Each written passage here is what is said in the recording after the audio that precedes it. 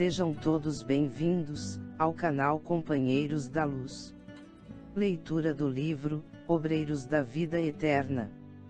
Coleção A Vida no Mundo Espiritual, obra do Espírito André Luiz, por Chico Xavier. Iniciemos então a leitura do capítulo 17. Rogativa singular. Enquanto Dimas se restaurava paulatinamente, Fábio cobrava forças de modo notavelmente rápido. Os longos e difíceis exercícios de espiritualidade superior, levados a efeito na crosta, frutificavam, agora, em bênçãos de serenidade e compreensão. Ambos repousavam, na casa transitória, amparados pela simpatia geral da instituição que a irmã Zenóbia dirigia. Ao mesmo tempo, prosseguíamos em constante cuidado, junto aos demais amigos, principalmente ao pé de Cavalcante, cuja situação orgânica piorava sempre, nas vizinhanças do fim. Dimas, com o exemplo de Fábio, criara novo ânimo. Reagia com mais calor, perante as exigências da família terrena e consolidava a serenidade própria, com a precisa eficiência. O ex-tuberculoso, iluminado e feliz, notava que outros horizontes se lhe abriam ao espírito sensível e bondoso. Podia levantar-se à vontade, transitar nas diversas seções em que se subdividiam os trabalhos do Instituto, e dava gosto vê-lo interessado nos estudos referentes aos planos elevados do universo sem fim. Experimentava tranquilidade. Não era um gênio das alturas, não completara suas necessidades de sabedoria e amor, entretanto, era servo distinto, em posição invejável pelos débitos pagos, e pela venturosa possibilidade de prosseguir, a caminho de altos e gloriosos cumes do conhecimento. A irmã Zenóbia dava-se ao prazer de ouvi-lo, nos rápidos minutos de lazer, e frequentemente, manifestava a Jerônimo suas agradáveis impressões a respeito dele. Tanta alegria provocou o discípulo fiel, com a disciplina emotiva de que dava testemunho, que o nosso assistente tomou a iniciativa de trazer-lhe a esposa, em visita ligeira. Lembro-me da comoção de Mercedes ao penetrar o pórtico do Instituto, pelo braço amigo de nosso orientador.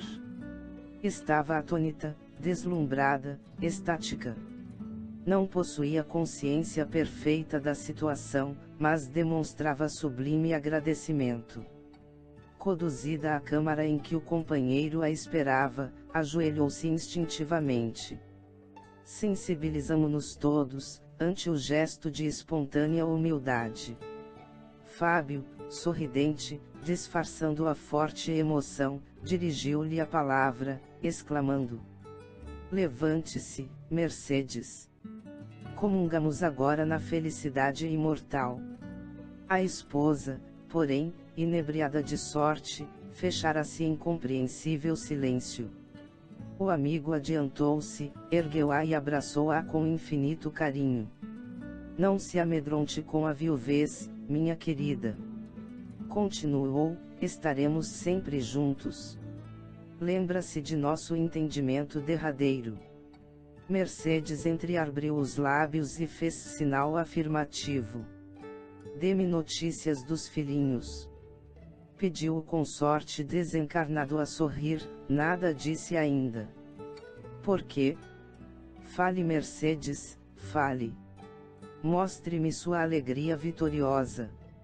A esposa fixou nele, com mais atenção, os olhos meigos e brilhantes e disse, chorando de júbilo: "Fábio, estou agradecendo a Jesus a graça que me concede, como sou feliz, tornando a vê-lo." Lágrimas copiosas corriam-lhe das faces. Em seguida, após curto intervalo, informou: "Nossos pequenos vão bem. Lembramo-nos de você, incessantemente. Todas as noites, reunimo-nos em oração, implorando a Deus, nosso Pai, conceda a você alegria e paz na vida diferente que foi chamado a experimentar. Outra pausa em que a nobre senhora tentou conter o pranto. Quero avisá-lo, prosseguiu, de que já estou trabalhando. O Sr. Frederico, nosso velho amigo, deu-me serviço. Carlindo vela pelo irmão, enquanto me ausento, e creio que nada nos falta em sentido material. Temos apenas. E a esposa dedicada interrompeu-se nas expressivas reticências, receosa talvez de ofendê-lo. Continue. Falou o companheiro sensibilizado. Não se zangará, disse Mercedes reanimando-se, se eu reclamar contra as saudades imensas. Em nossas refeições e preces, há um lugar vazio, que é o seu. Creia, porém, que faço o possível por não feri-lo. Coloquei mentalmente a presença de Jesus, o nosso Mestre invisível, onde você sempre esteve. Desse modo, sua ausência em casa está cheia da confiança fervorosa nesse amigo certo, que você me ensinou a encontrar. Reparei que o esposo, não obstante a elevação que o caracterizava, desenvolveu visível esforço para não chorar. Fazendo-se otimista, observou. Não apague a luz da esperança. Não me zango em sabê-los saudosos, pois também eu sinto falta de sua presença, de sua ternura, da carícia de nossos filhos, mas ficaria contrariado se soubesse que a tristeza absorveu nosso ninho alegre. Tenha coragem e não desfaleça. Logo que for possível, retomarei meu lugar, em espírito. Estarei com você no ganha-pão, assisti-la-ei nos exercícios da prece e respirarei a atmosfera de seu carinho. Para isso, por enquanto, preciso escorar-me em sua fortaleza de ânimo e não dispenso o seu amoroso auxílio. Sinto-me cercado de bons amigos que não nos esquecem, e quem sabe, estaremos lado a lado de novo, em porvir não remoto. Avisaram-me de que a divina bondade me concedeu ingresso em colônia de trabalho santificador, a fim de prosseguir em meus serviços de elevação. Poderei talvez tecer diferente e mais belo ninho para aguardá-la. Ouço dizer, Mercedes, que o sol é muito mais lindo nessa paisagem de encantadora luz e que, à noite, as árvores floridas assemelham-se a formosos lampadários, porque as flores maravilhosas retêm o luar divino. Nesse instante, determinada interrogação irrompeu-me no raciocínio. Se Fábio havia feito tantos amigos em nosso núcleo de serviço, desde outro tempo, a ponto de merecer-lhes especial consideração, como se mostrava adventício, a respeito do noticiário de nossa esfera. Sintetizando compridas indagações em pequenina pergunta ao assistente Jerônimo, respondeu-me o orientador em 2 sentenças curtas. A morte não faz milagres. Retomar a lembrança é também serviço gradual, como qualquer outro que envolva atividades divinas da natureza. Calei-me, atento. Fitando a visitante, enternecido, o marido recém-liberto considerava. Acredita que não vale a pena sofrer, de algum modo, para conseguir tão sagrado patrimônio. Nossos filhos crescerão depressa, as lutas serão breves, as situações carnais transitórias. Não desanime, portanto. A providência jamais se empobrece e nos enriquecerá de bênçãos. Mostrou à esposa formosa expressão de conforto no semblante feliz, e mobilizando as mais íntimas energias da alma humilde, manteve-se, por alguns instantes, de mãos postas, como a agradecer a Deus o imenso júbilo daquela hora. Jerônimo fez significativo sinal, avisando em silêncio que findara o tempo da visita. A irmã Zenóbia, que acompanhou a cena, comovida, junto de nós, tomou de uma flor semelhante a uma grande camélia dourada e deu-a a Fábio, para que presentear-se a companheira. Mercedes recebeu a dádiva, conchegando-a ao coração. Nosso dirigente aproximou-se de mim e notificou-me: André, acompanhe-nos à crosta. Nossa amiga perdeu grande porção de forças com a emoção e ser-nos útil, sua cooperação na volta. Despediu-se a viúva, e em breve, era por nós reconduzida ao lar. E, ainda agora, ao relatar a experiência, recordo-me da estranha sensação de felicidade que Mercedes sentiu, ao despertar no leito com a perfeita impressão de guardar a delicada flor entre os dedos. Tudo, pois, corria bem no círculo dos trabalhos que nos foram cometidos, quando nosso mentor foi chamado por autoridade superior de nossa colônia. Esperei impaciente o regresso dele, porque Jerônimo, em obediência às determinações recebidas, deveria partir imediatamente, para entendimento inadiável. Recomendou-nos aguardá-lo, em serviço na casa transitória, acentuando que seria breve. De fato, não se demorou mais de um dia. E ao regressar, cientificou-nos da novidade. A irmã Albina fora autorizada a permanecer na crosta planetária por mais tempo, razão por que a desencarnação fora adiada sine die. Certa rogativa influíra decisivamente no assunto. Entrara em jogo imperiosa exigência que nossa colônia examinara com a devida consideração. Em vista disso, renovara-se o programa da missão que traçamos. Ao invés de auxílio para a liberação, a velha educadora receberia forças para se demorar na crosta. Devíamos procurar-lhe a residência, sem perda de oportunidade, propiciando-lhe ao organismo os possíveis recursos magnéticos ao nosso alcance. Quis perguntar alguma coisa, inteirar-me das particularidades. Todavia, Jerônimo costumava dizer com proveito tudo o que necessitávamos saber, e não me cabia constrangê-lo a qualquer informação antecipada. Porque se modificar a decisão de tamanho relevo? Quem possuía, afinal, tanto poder na oração, para ter influência nas diretivas de nossa colônia espiritual? Seria justo o adiamento? Por que motivo determinada súplica impunha a renovação do roteiro a seguir? O assistente percebeu as indagações que se me entrechocavam no cérebro e adiantou: Não se torture, André. Saberá tudo no momento oportuno. E, traçando sintética programação de serviço, acrescentou: Vamo-nos, Hipólito e Luciana velarão pelos convalescentes. Em caminho, porém, não resisti.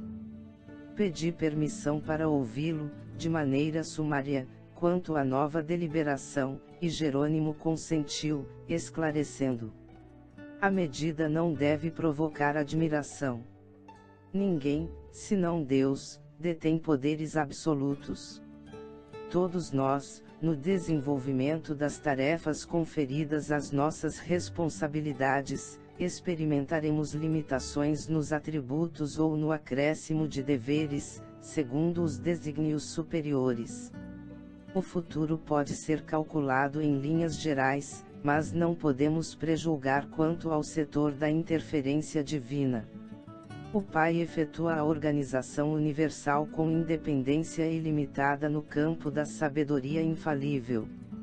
Nós cooperamos com relativa liberdade na obra do mundo, sujeitos à necessária e esclarecedora interdependência, em virtude da imperfeição da nossa individualidade. Deus sabe, enquanto nós nem sequer imaginamos saber. E, com expressivo gesto de bom humor, prosseguiu: Não existe, portanto, novidade propriamente dita. Aliás, é justo considerar que a desencarnação de Albina não é suscetível de ser adiada por muito tempo. O organismo que a serve está gasto e a nova resolução destina-se apenas a remediar difícil situação, de modo a trazer benefícios para muita gente. A prece, em qualquer ocasião, melhora, corrige, eleva e santifica. Mas somente quando estabelece modificação de roteiro, igual à de hoje, é que paira, acima das circunstâncias comuns, o interesse coletivo. Ainda assim, a medida prevalecerá por reduzido tempo, isto é, apenas enquanto perdurar a causa que a motiva. Recordei uma experiência anterior, em que observara certo irmão recebendo alguns dias de acréscimo à existência no corpo, para poder solucionar problemas particulares, e compreendi a alteração à vida. De qualquer modo, porém, minha surpresa não era desarrazoada, porque constituíamos comissão de trabalho definido, com atividades traçadas por superiores hierárquicos.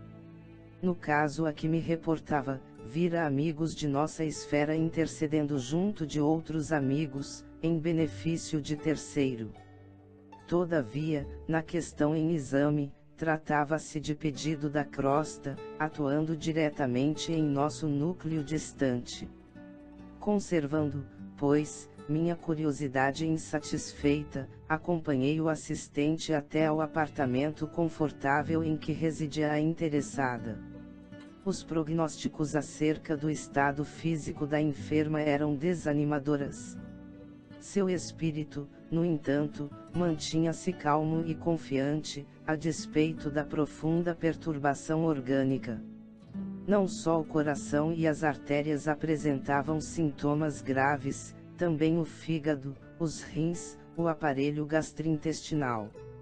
A dispneia castigava-a, intensamente. Chegáramos no instante em que gracioso grupo de jovens, 14 ao todo, fazia em derredor da enferma o culto doméstico do Evangelho. Enquanto oravam, antes dos comentários construtivos, de alma voltada para a sublime fonte da fé viva, atiramo-nos ao trabalho, seguidos de perto, por outros amigos de nosso plano, ligados à missão da nobre educadora. O ambiente equilibrado pela prece e pelos pensamentos de elevação moral, contribuíam eficazmente na execução de nossos propósitos. A zona perigosa do corpo abatido era justamente a que situava o aneurisma, provável portador da libertação. O tumor provocará a degenerescência do músculo cardíaco e ameaçava a ruptura imediata. Jerônimo, entretanto, revelou-se mais uma vez, o médico experimentado e competente de nosso plano de ação. Começou aplicando passes de restauração ao sistema de condução do estímulo, demorando-se, atencioso, sobre os nervos do tônus. Em seguida, forneceu certa quantidade de forças ao pericárdio, bem como às estrias tendinosas, assegurando a resistência do órgão. Logo após, meu orientador magnetizou, longamente, a zona em que se localizava o tumor bastante desenvolvido, isolando certos complexos celulares, e esclareceu: poderemos confiar em grande melhora, que persistirá por alguns meses. Com efeito, fim da complexa operação magnética, observei que o coração doente funcionava com diferente equilíbrio. As válvulas cardíacas passaram a denotar regularidade. Cessou a aflição, o que foi atribuído, e de fato, com razões ponderosas, ao efeito da prece. Albina sentiu-se reconfortada, mais calma. Fitou comovida, as discípulas que se achavam presentes em afetuosa homenagem a ela, e considerou satisfeita. Como me sinto melhor. Motivos fortes possuía o apóstolo Tiago, recomendando a prece aos enfermos. As alunas e as filhas riram-se de contentamento e ergueram, em seguida, formosa oração gratulatória, emocionando-nos o coração. Contrariando a expectativa geral, a enferma aceitou o oferecimento de um caldo confortante. Em face da alegria que a todos empolgava, perguntei de súbito ao assistente: teria sido a súplica das discípulas o móvel da alteração? Quem sabe? Talvez lhes fizesse falta a venerável professora. Não, não é bem isto, elucidou o mentor. A intercessão das meninas trouxe-lhe a cota natural de benefícios comuns. No entanto, acresce notar que Albina já cumpriu tarefa junto delas. Deu-lhes o que pôde, devotou-se quanto devia. Em virtude da abnegação da enferma, as aprendizes trazem o cérebro cheio de boas sementes. Compete agora às interessadas organizar condições favoráveis ao desenvolvimento intensivo dos tesouros espirituais de que são portadoras. Curioso, arrisquei. Estaríamos, porventura, ante o resultado de requisição sentimental das filhas. Jerônimo fitou ambas as senhoras que assistiam a doente com desvelada ternura, abanou a cabeça com gesto negativo e retrucou: também não. Não se trata de resposta a semelhante rogativa.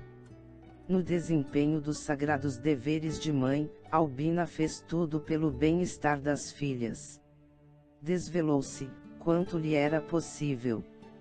Por elas perdeu compridas noites de vigília, e encheu laboriosos dias de preocupação absorvente e redentora. Educou-as carinhosamente, encaminhou-as na estrada da santificação, e sobretudo, ao prepará-las para a vida, entregou-as ao Pai Eterno, sem egoísmo destruidor. O trabalho materno foi completamente satisfeito. Doravante, cumpre às filhas seguir-lhe o exemplo, imitando-lhe a conduta cristã. Os bons pensamentos do Lloyd e Eunice envolvem-na toda em repousante atmosfera de amor.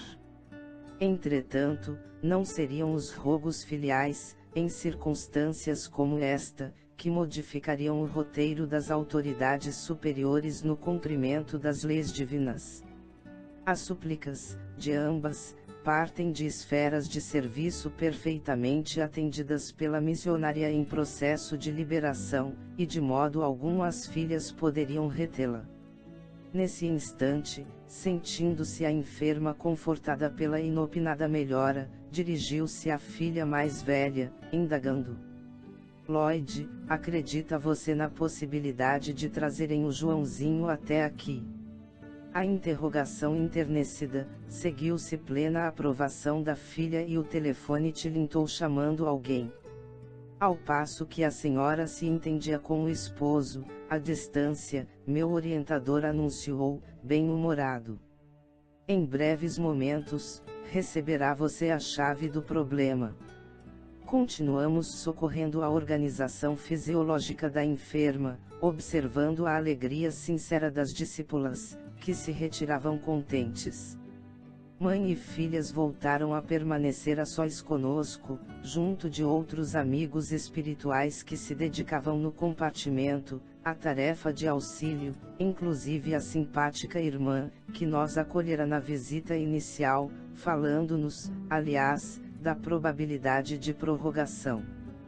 Processavam-se com extremado carinho os serviços de assistência, quando o cavalheiro bem posto deu entrada, conduzindo um menino miúdo, de 8 anos presumíveis.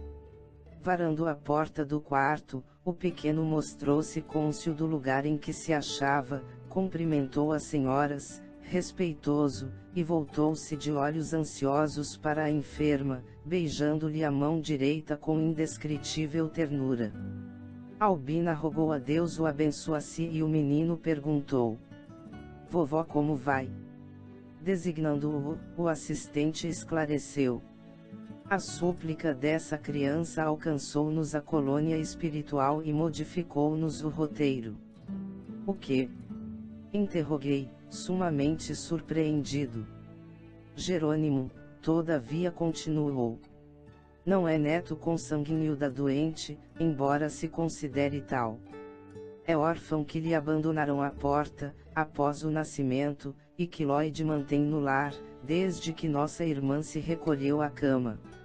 Não obstante a prova, Joãozinho é grande e abnegado servo de Jesus, reencarnado em missão do Evangelho. Tem largos créditos na retaguarda. Ligado à família de Albina, há alguns séculos, retorna ao seio de criaturas muito amadas, a caminho do serviço apostólico do porvir. Ia formular perguntas novas, mas meu orientador, indicando a enferma que se abraçara à criança, aconselhou-me, solícito: observe por si mesmo. O diálogo entre ela e o pequenino adquirirá encantadora suavidade. Tenho passado mal, meu filho, exclamava a respeitável senhora em desabafo. Ó, vovó, tornou o rapazinho, olhos radiantes de fé, tenho rezado sempre para que a senhora fique boa, depressa. Tem fé. Confio em Jesus. Na última vez em que estive na igreja, pedi a todos me ajudarem a rogar ao céu pela sua saúde. E se Deus me chamar, os olhos se lhe umedecerão, mas acentuou em voz firme: precisamos da senhora neste mundo. Albina abraçou-o e beijou-o com meiguice maternal e prosseguiu: João, tenho sentido muita saudade de seus hinos na escola. Tem louvado o Senhor, pontualmente. Tenho. Cante para mim, meu filho. O pequeno sorriu, jubiloso, por haver encontrado motivo de alegrar a doente querida e indagou, com naturalidade: qual? A enferma pensou, e disse: Jesus, sendo meu. O menino modificou a expressão fisionômica, entristeceu-se instantaneamente, mas, colocando-se junto ao leito, e na postura do crente submisso, ergueu os olhos ao alto e começou a cantar antigo e delicado hino das igrejas evangélicas. Jesus, sendo meu. Sou muito feliz. Eu vou para o céu. Meu lindo país. Expressava-se em voz tão dorida que o hino parecia amarguroso lamento. Fim da primeira quadra, esforçou-se para continuar, mas não conseguiu. Profunda emoção sufocou-lhe a garganta, as lágrimas saltaram-lhe, espontâneas, tentou em vão fixar Lloyd para ganhar coragem e, reparando que sua comoção contagiara a família, precipitou-se nos braços da doente e gritou, com força: Não, vovó, não, a senhora não pode ir agora para o céu. Não pode, Deus não deixará. Albina recolheu-o, carinhosa, feliz. Que é isto, João? Perguntou, buscando sorrir. Observei a mim mesmo e só então reconheci que eu também chorava. Jerônimo, porém, mantinha-se firme, e rindo-se bondoso reafirmou: o menino tem razão. Albina não irá mesmo desta vez. Atendendo-me à curiosidade, entrou em explicações finais, advertindo: que nota você de particular em Lloyd? Recorrendo a observações que já levará a efeito, respondi sem hesitar: reparo que aguarda alguém, uma filhinha que já entrevimos. Desde o primeiro encontro, verifiquei que está em período ativo de maternidade, em vésperas da delivrança. Isto mesmo, confirmou o mentor amigo, a prece de João é importante porque se reveste de profunda significação para o futuro. A menina, em processo reencarnacionista, é-lhe abençoada companheira de muitos séculos. Ambos possuem admirável passado de serviço à crosta planetária e escolheram nova tarefa com plena consciência do dever a cumprir. Foram associados de Albina em várias missões, e muito cedo, ser-lhe-ão continuadores na obra de educação evangélica. Não são espíritos purificados, redimidos, mas trabalhadores valiosos, com suficiente crédito moral para a obtenção de oportunidades mais altas. Apesar da condição infantil, o servo reencarnado, pelas ricas percepções que o caracterizam fora da esfera física, recebeu conhecimento da morte próxima de nossa venerável irmã. Compreendeu, de antemão, que o fato repercutiria angustiosamente no organismo de Lloyd, compelindo-a talvez a claudicar no trabalho gestatório, em andamento. A carga de dor moral conduzi-la-ia efetivamente ao aborto, imprimindo profundas transformações no rumo do serviço de que João é feliz portador. Socorreu-se, então, de todos os valores intercessórios, nos instantes em que sua alma lúcida pode operar na ausência da instrumentalidade grosseira, que triunfou com as súplicas insistentes, obtendo reduzida dilatação de prazo para a desencarnação de Albina. Sempre comedido nas informações, Jerônimo calou-se, preparando a retirada. A singular ocorrência enchia-me de encantamento e surpresa. E contemplando sob forte enlevo, a pequena família em santificado júbilo doméstico, eu chegava à conclusão de que, ainda ali, numa câmara de moléstia grave, a oração filha do trabalho com amor, vencia o vigoroso poder da morte. Chegamos ao final deste capítulo. Não percam o próximo de número 18, Desprendimento Difícil. Muito obrigado, boa reflexão, que Jesus abençoe a todos.